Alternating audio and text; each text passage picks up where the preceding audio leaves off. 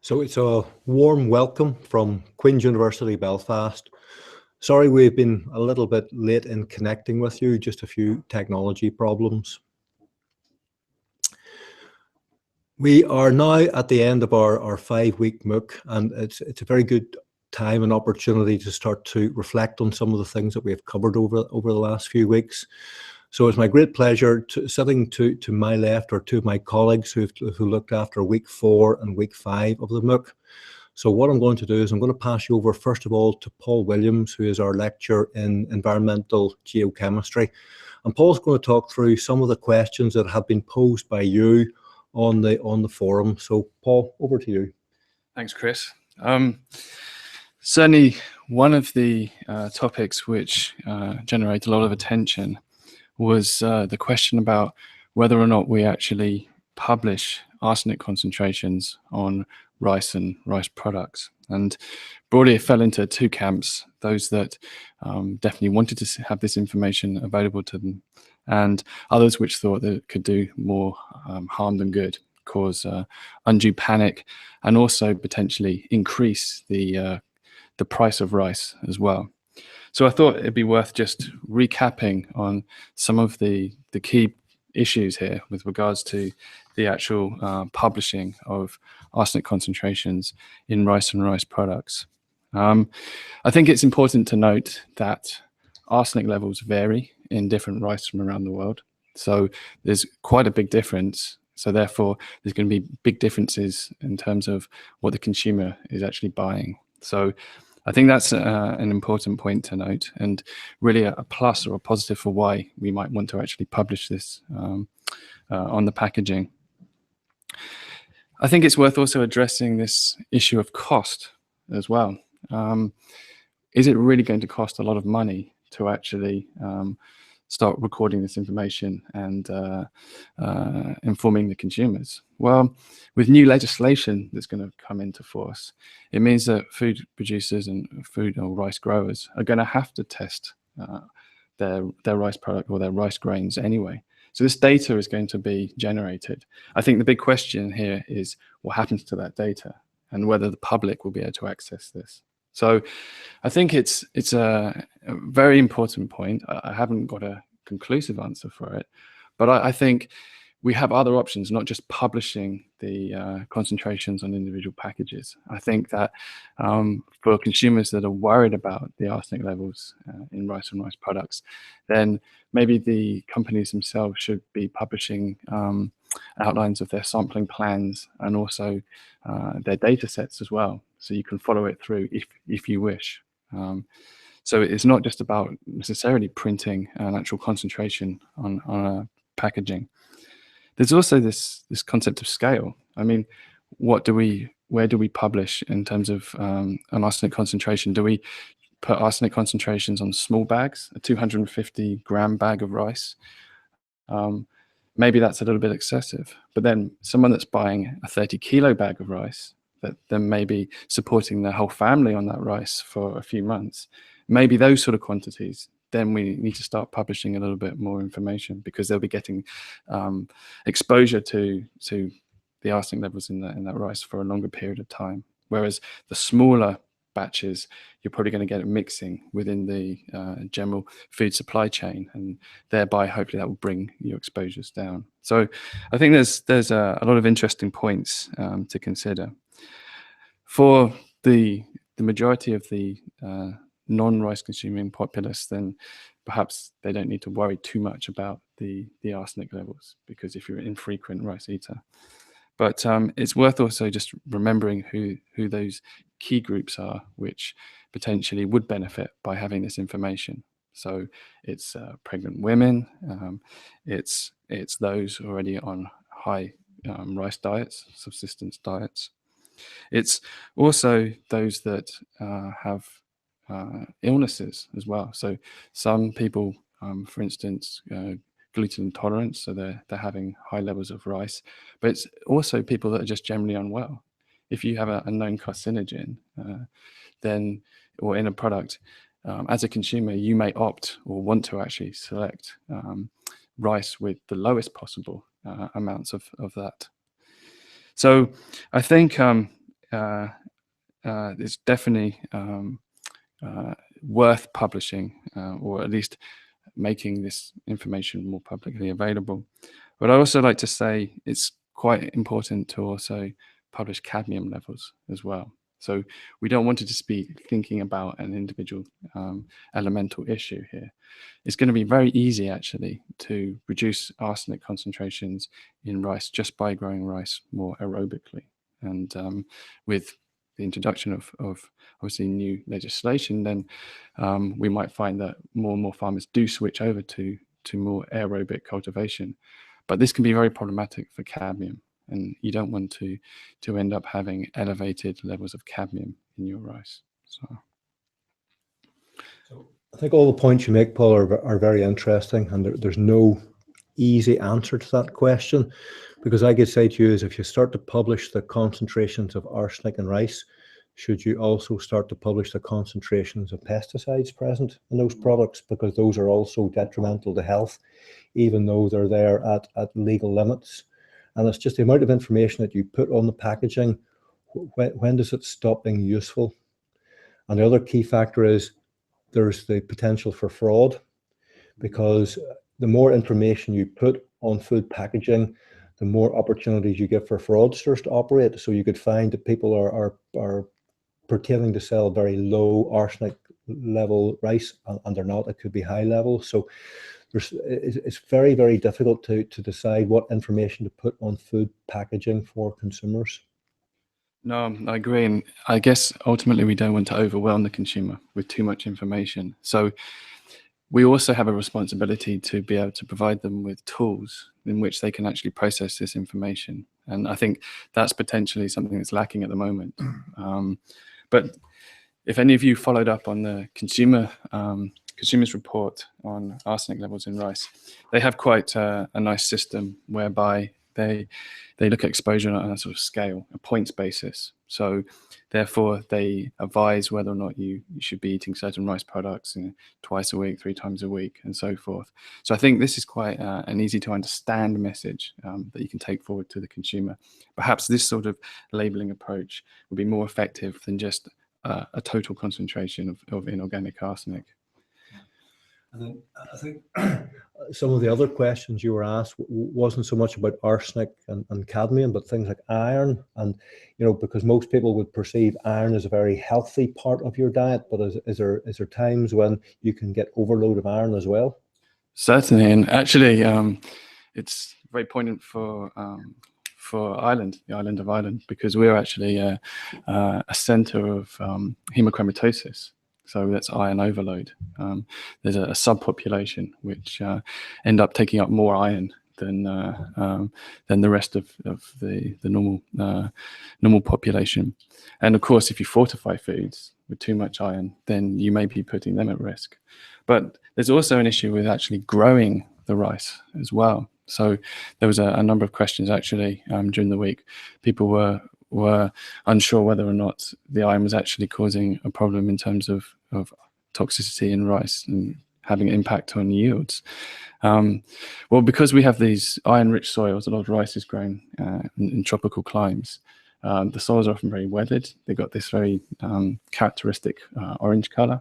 That's iron, effectively. And what can happen when you flood those soils, especially if they have a prolonged period of flooding, then you just get a huge amount of iron that's mobilized. And actually, that can be quite toxic to the rice. So the rice is actually trying to fight this, and that's why it releases oxygen into these anaerobic soils. So yes, actually, iron can be very toxic to rice, and it's actually one of the main trace element disorders actually for rice. So iron toxicity and zinc deficiency, and it has a lot of impacts in terms of mainly oxidative stress. So once the iron gets into the plant, it tends to sort of activate oxygen to make it more reactive. But it also has an impact on micronutrient deficiencies and exacerbates them as well. So the plant's starting to stress because it can't get essential nutrients as well. So, I mean, you're starting to bring in the topic where a lot of the MOOC followers have asked you about other deficiencies, micronutrient deficiencies, if you have a high rice diet, and what sort of advice can you give to those people who have high rice diets? Should they be thinking about taking vitamin supplements or other forms of supplementation for particular micronutrients? I think diversifying the diet is probably the best strategy. I don't think anybody really wants to have to survive on a rice diet where you're eating or consuming rice 3 times a day. It's too much reliant on one staple. So a balanced approach is just to select a variety of different foods. But I think that the problem is getting the information to the people so they know which foods to actually select. And also, it's very much like human health. You can have some general overviews in terms of micronutrient deficiencies, which apply on a global basis. Eat lots of fruit and vegetables, good for your health. But actually, with micronutrient deficiencies, it's often very regional as well, and that's tied in quite a lot to the geochemistry, local geochemistry. So we need to be able to actually identify these regions more effectively. That sort of on-the-ground sampling, more human population sampling, identify where these deficiency zones are, and then give these people tailored advice and try to give them advice which is relevant both culturally and in terms of the foods that they're already eating, how they could actually optimize their trace element exposures. Thanks. So in relation to a lot of the other questions that you were asked, is there any other key messages you think that you should pass on to our audience before we finish? I think in general, there was a clear drive for improved education. So the idea of a lot of people were shocked that one, the scale of micronutrient deficiencies, that it was such a big issue. And also perhaps the complexity of the problem as well. It's almost been buried because it's a very difficult problem to actually solve. So I think there seems to be a general consensus that there needs to be more education, more information dissemination, and that it should also be targeted at different levels, both on the ground to the everyday consumer, but perhaps also looking a bit higher up, top level policy. Why aren't politicians engaging with this issue to the extent that perhaps we need them to? I think we need to look closely at this issue as well. Paul, thanks very much. So what we'll do now is we're going to have a discussion with Jim Provan. Jim is a reader in evolutionary genetics here at Queen's University. Jim has taken the week 5 of the course. So, Jim, what sort of questions have you been getting on the bulletin boards? We've had various topics coming up. I mean, obviously, a topic like climate change is quite emotive, and it's a very broad-ranging topic. But there are some general concepts that keep coming through. For example, we asked. One of the discussion topics was, have people, because this is global, we have people from all over the world. Have you seen what you think is any evidence of species responding to climate change? Do we see species where we never saw them before? Or are we losing things? Are things happening earlier, later, whatever? I've noticed myself, and also some of the people on the course also noticed the thankful reduction in the number of wasps this year, which is quite a good thing for some people. But generally, it was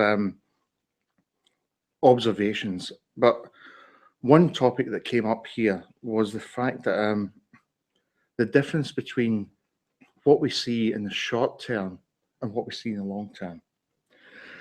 Obviously, things fluctuate. And this is generally the difference between the definition of climate, which we tend to look at over decadal scales, tens of years, and what we would maybe call weather, which we look at over much shorter scales. Obviously, because it's a stochastic thing, it's easier, if you like, to predict longer term processes because there's less if you like, noise or fluctuation. So that was something that a lot of the observations that people made, and a lot of the people that contributed did actually say this. No, I have seen this, but I don't know if this is actually a long-term thing. There were some very, very good contributions from people who had actually kept logs. You know, people who are, for example, gardeners, or who keep logs year on year on year. And this is the stuff that, you know, actually you're starting to get long-term, consistent records. Then you can start to see overall trends, as opposed to just things that happen year in or year out. There were several mentions of snow. And I mean, this is a classic example of long-term versus short-term. We're coming up to Christmas. Last week in all the newspapers, they were saying we're going to have a white Christmas. And now we're sitting here, it's like, what, 12 degrees outside, and Christmas is only a week away. So it's not so easy to do these things short-term. But long-term is effectively climate change. Another of the topics that has come up quite regularly is about these major unpredictable events that seem to be happening, tsunamis and so forth, and those are having a huge impact on the quality of people's lives. And what's your feeling about that? This is one thing that it's a classic case of something that scientists would predict would happen through climate change, and we can see it. I mean, we've seen over the last few years, there were several contributors from various parts of the world. I think there were several from around about the Gulf of Mexico, where hurricanes tend to be much more unpredictable and much more intense. Weather can be extreme. In terms of global food security, ideally, we would be able to predict these extremes. It's when they become unpredictable, that's when you start to get the problems. So we are seeing extreme and unpredictable weather events, and this is the key challenge at the moment. If you can plan for these events, that's fine.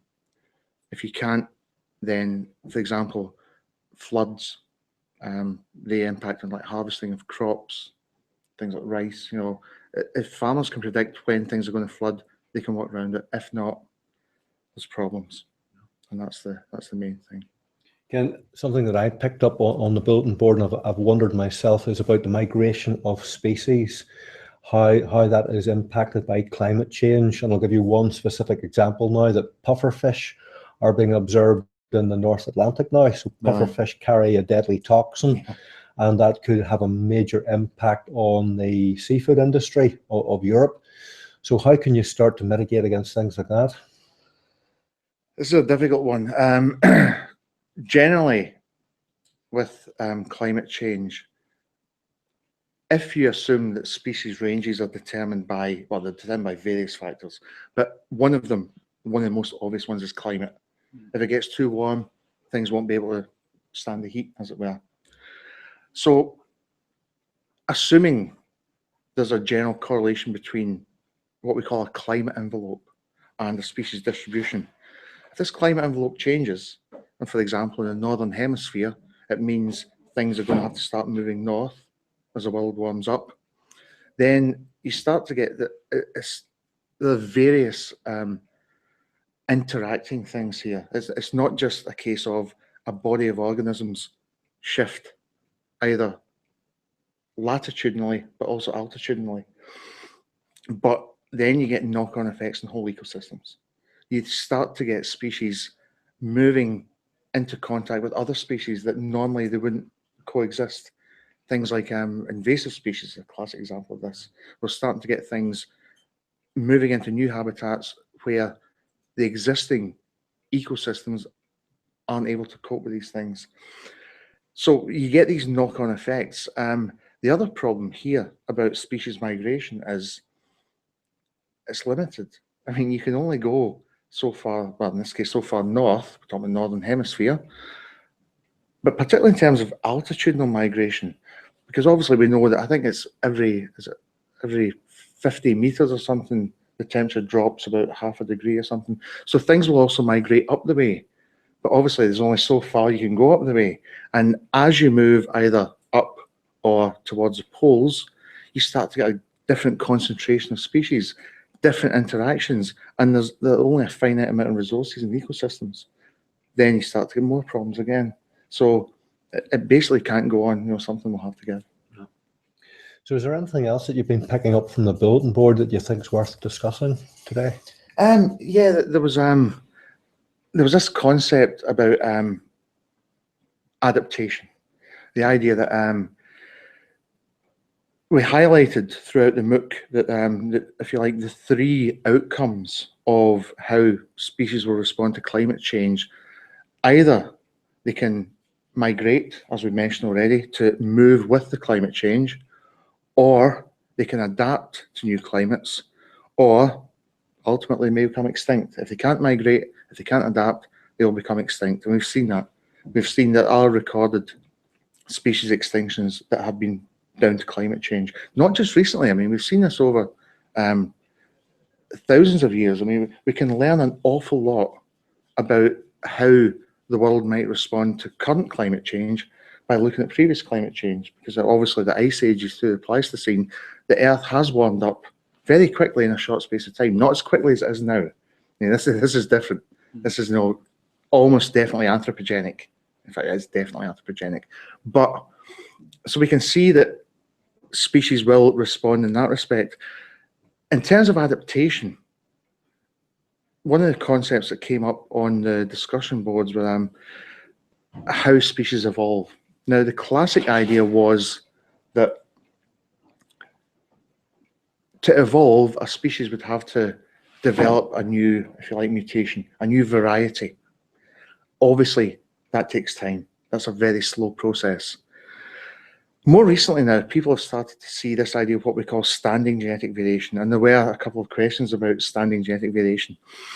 This is like kind of hidden. So one of the respondents on the discussion board actually called it cryptic variation, which is a good idea.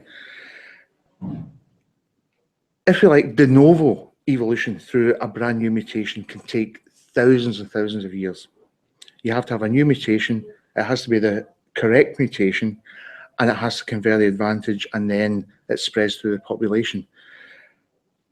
There's this underlying standing genetic variation where in a certain environment, it might not do anything. But now we're dealing with environmental change. So rather than the actual species themselves changing, it might be the environment changes. Then a group of individuals which have a pre-existing variant then become favoured in the new climate. That's the whole idea of standing genetic variation. That in turn would allow species to respond much more quickly without the need for new mutation. If the variation is already there in a new environment, the species can then respond. And that's something that is a problem in terms of global food security, because crops are bred, livestock are bred for specific things. They have a very narrow genetic base. And this is one of the problems here. You can breed for, say, resistance to a disease or for high yield for something, but then an emergent threat comes along, like climate change or whatever, then you may have problems. Jim, thanks very much. So just before we finish, there was a number of questions that were posed in relation to my week of the MOOC, which was about food fraud. It was remarkable that so many people posted examples of fraud that was going on in their locations. And quite often the questions we're saying is, what types of food are prone to food fraud? Well, I think based on the bulletin board, based on my own experience, the answer is everything. There's no food that you can say is not susceptible to fraud. If people can find a way to make extra money out of diluting a product or mislabeling a product, it will happen. And then the next question is, how can you predict what frauds are likely to be happening? And quite often that is linked to events. In fact, what Jim was talking about was climate change. There seems to be an enormous linkage now between climate change and food fraud, particular crops failing around the world. And one of the examples I often quote is the almond crop in California has failed in 2014. 80% of the world's almonds come from California. So when we are now buying almonds and almond paste, where does it come from? Is that being substituted for something else? And are there risks with that potential substitution? Has somebody maybe put peanuts in with the almonds? And whenever you are trying to evaluate the risk of fraud, those are the types of decisions that have to be made in relation to testing and monitoring. The final question that has cropped up quite a lot is about food waste. And it's not something that we've covered in great detail in the MOOC, but the statistic is somewhere between 30% and 40% of all the food produced in the world is wasted. So when we think about the global food crisis and having to feed 2 billion extra people between now and 2050, if we actually greatly reduce the amount of waste, we don't have a crisis. But that's a very, very simple answer, because waste can be caused by so many different factors. And lots of people now are looking at how they can reduce the amount of waste. Particularly in Europe, there are very, very large initiatives happening to stop waste happening. But one of the examples that I came across recently was very large quantities of fruit and vegetables that were produced in the continent of Africa were due to be shipped to Europe.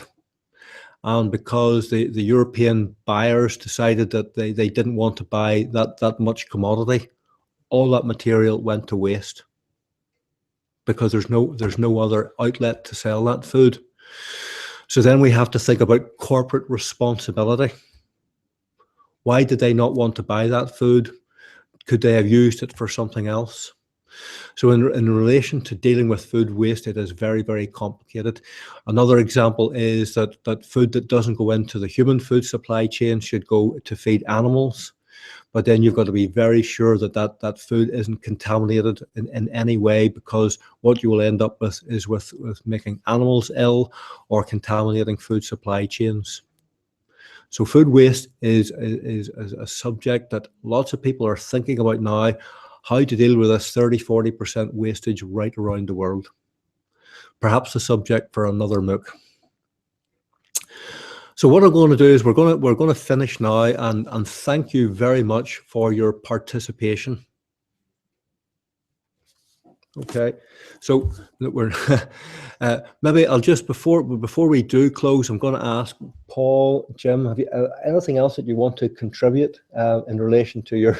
Yeah, I mean, I was thinking based on what Paul was saying at the start, and then you're saying there about labelling arsenic, things like that, and then waste. I mean, obviously here, to me, I would think that these are these separate issues for, if you like, the developed world and the developing world, where people may have no choice. I mean, are these issues, for example, labelling, are these issues that are pretty much a problem for certain parts of the globe? No, that's a very interesting point. I think actually we're in a very interesting period at the moment in terms of looking at the diets around the world. It's a period of massive change. So even in developing world countries at the moment, we're seeing rapid changes in the types of food people are eating. And actually, it's difficult to get a grasp perhaps on these issues with trace element exposures, because we haven't got necessarily the underlying data to be able to look at where are these at-risk populations. So I think being able to label or at least be able to look at the food supply chain in a lot of developing countries and actually characterize things like arsenic and cadmium concentrations is very important. It hasn't been anymore. Now is the most important time for that, because we're seeing a lot of change in the types of food people are eating, and a shift a lot to a more westernized diet. What are the implications of that as well? Okay, thanks very much. Maybe back on to the subject that I like to talk about most in relation to fraud. And in 2013, started off in Ireland and then moved to the UK and then right across Europe, we had the horse meat scandal. And that was a very good example of fraud that was being carried out on a very large scale.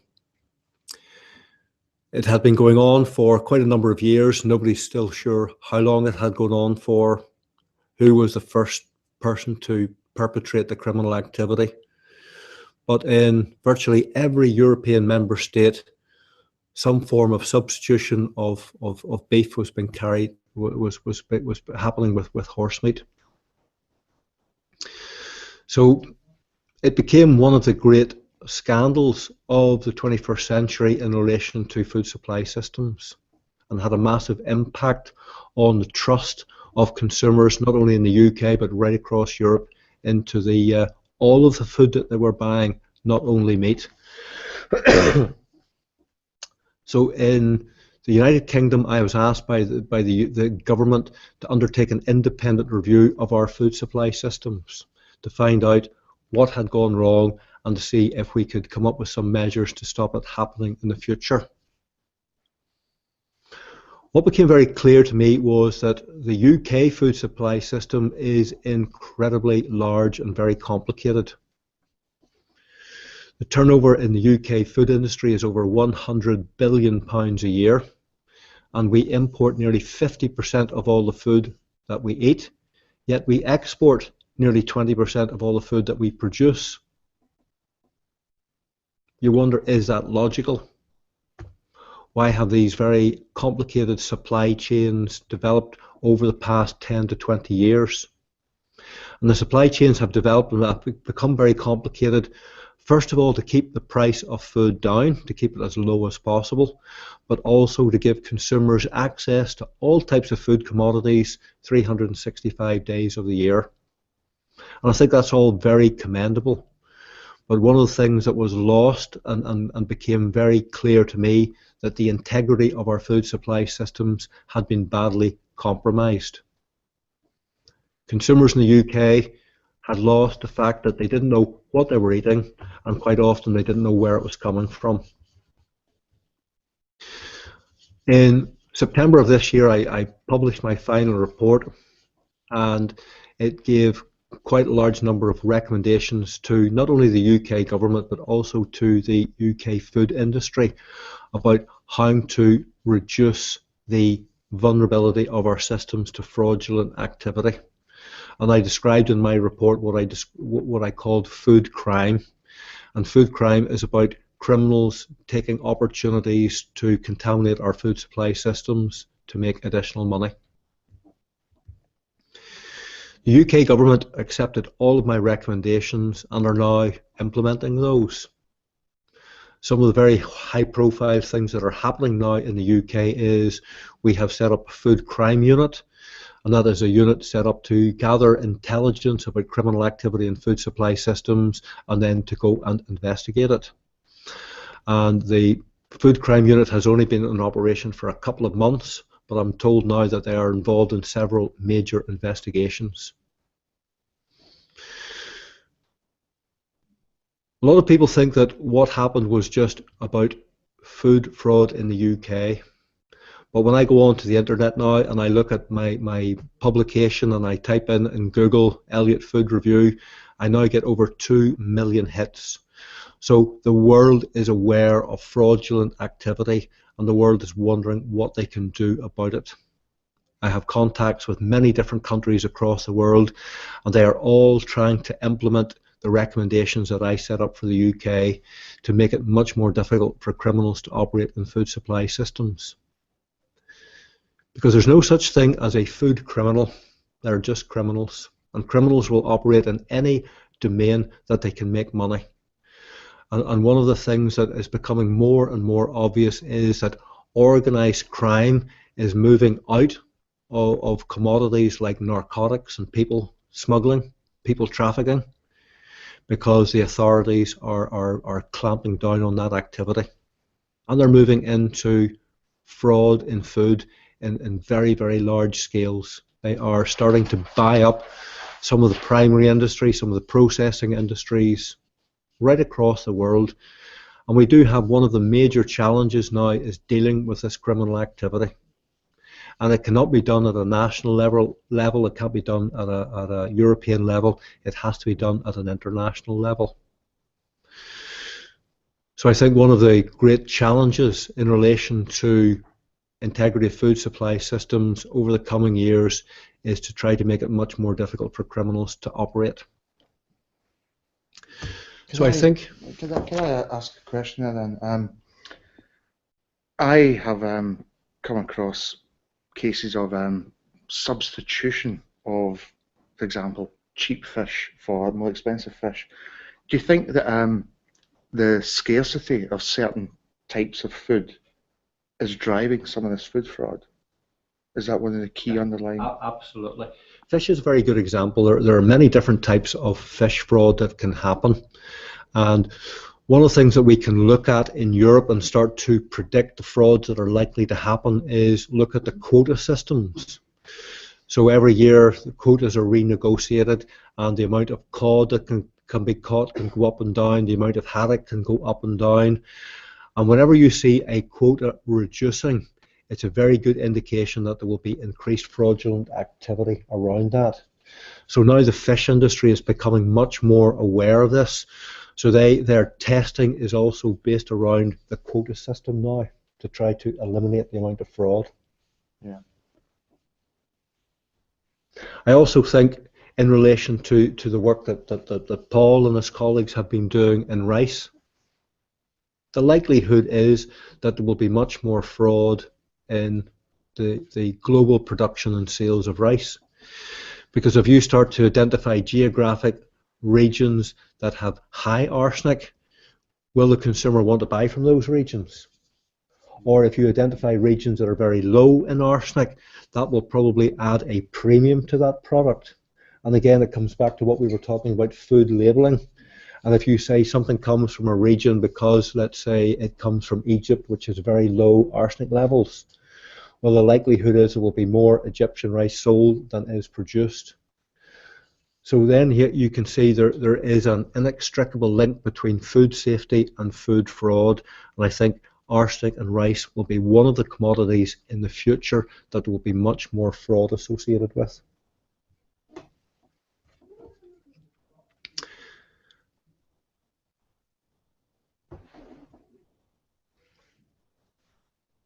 Just to clarify, when I talk about substitution fraud, what do I actually mean? And substitution fraud is taking a low value product and adding it to a high value product. So it's like a dilution effect. The horsemeat example was one for substitution fraud, but there's lots of other types of fraud.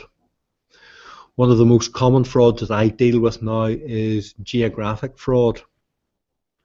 So geographic fraud is if you think you're buying a foodstuff from one region and it actually doesn't come from that region, it comes from somewhere completely different. In Europe, we have a growing artisan food production industry. A lot of the artisan foods are quite expensive. And one of the regions in Europe that produces most of the artisan foods is Italy. They produce very, very high quality hams and cheeses. And what I hear more and more now is there's fraud going on in relation to labeling products that come from different parts of the world to say that they are artisan products from Italy.